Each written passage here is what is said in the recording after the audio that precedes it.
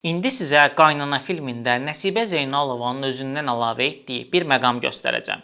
Diqqətlə baxın. Deyir əziyyət bu da məni, bu neylər bu da məni. Gör nə günə qalmışam, bəgənmir bu da mən balam.